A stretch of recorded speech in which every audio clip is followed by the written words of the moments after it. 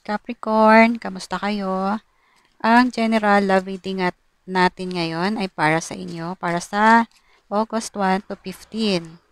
General reading po ito, kaya pakinggan lamang po ang mga messages na pwedeng mag-resonate sa inyong mga sitwasyon. Silipin po natin kung ano ang masisilip natin na mga pagbabago sa inyong love life sa August 1 to 15.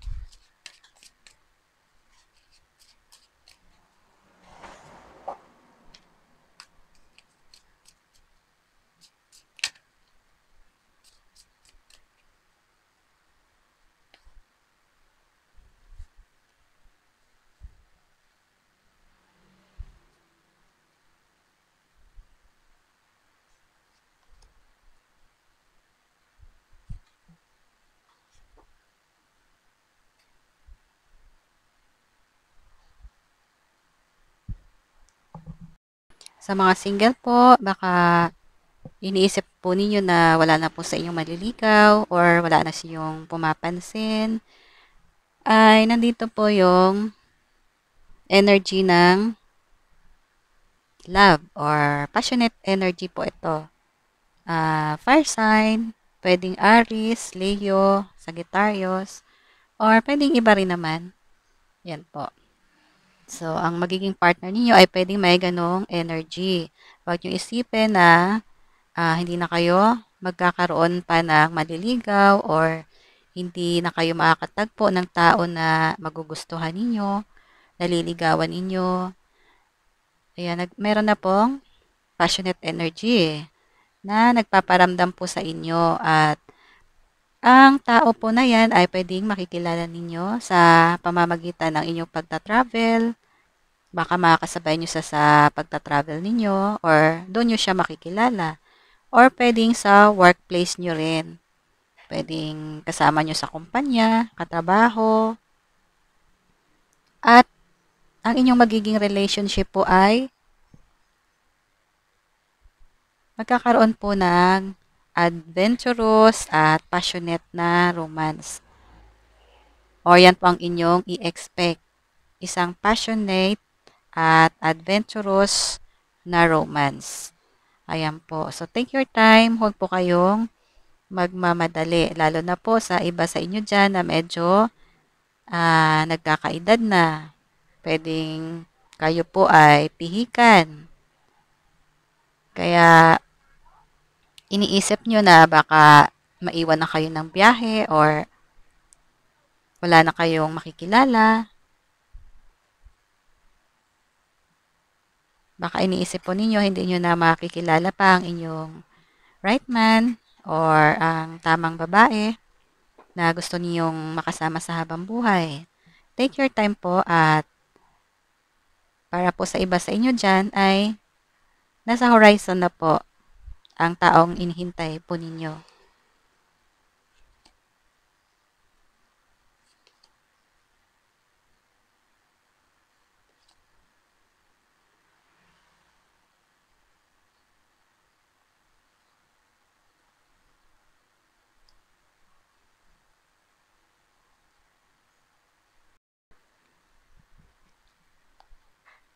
Sa iba naman po sa inyo na in relationship na po, itong card po ay nagpapakita po ito na dadating po sa inyo ang panahon kung saan magkakaroon kayo ng great joy at contentment sa inyong magandang relasyon. Para po ito sa mga magpartner na merong strong bond at deep connection. Ayan po, maka-experience po kayo ng masasayang araw. Punong-puno ng happiness, joy. Ayan. Emotional fulfillment po ito. Deep emotional fulfillment. Ayan, para po sa may mga magagandang love relationship. Para naman po sa ibang single, etong The Star ay nagpapahiwatig po ng isang former partner na mabilis na bumabalik. On the way na po siya, babalikan po kayo para ipagpatuloy yung dati ninyong connection na pansamantalang naputol. Pwedeng nagkaroon po kayo ng mga issue, pero yung past issue po ninyo na yon na naging dahilan kung bakit nagkaroon po kayo ng hindi magandang ending noon ay tatalikuran nyo na po yun. Hindi nyo na po yun papansinin pa. Ang mahalaga po sa inyo ay ang bagong pagsisimula. Kaya po, nandyan na po yung person, on the way na po, mabilis na umaaction at babalikan po kayo. Ano po? Magkakaroon po kayo ng bagong panimula at ang inyong magiging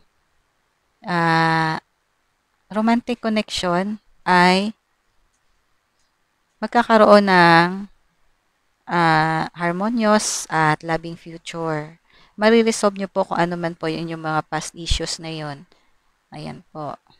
Para po yan sa ibang single naman na mayroong past person na bumabalik.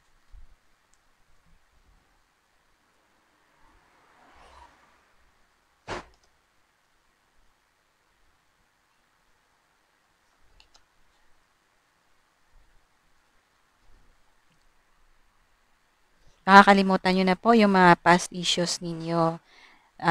Gaano man po yun katindi noon, nasaktan man kayo.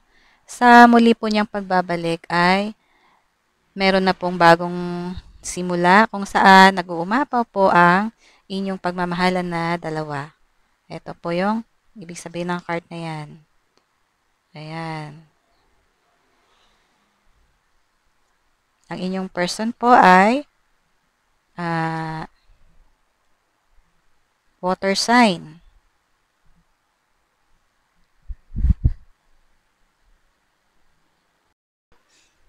Itong energy po ay pwedeng Cancer, Scorpio, at Pisces. At para po sa lahat ng in relationship at sa magkakaroon ng panibagong love life, itong last card po natin ay nagsasuggest po ito ng isang relationship na mayroong emotional fulfillment, understanding, at support sa bawat isang nagmamahalan. Yan po ibig sabihin.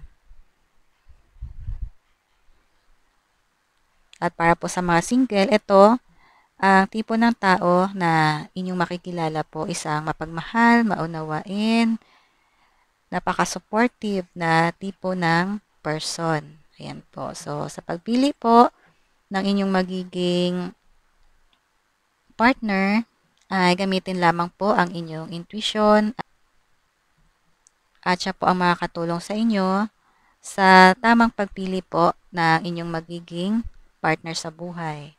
Ayan po. So, good luck po sa inyo. At kung nagustuhan nyo po itong aking reading ngayon, ay paki-like at subscribe po ng aking YouTube channel. Maraming salamat po. God bless.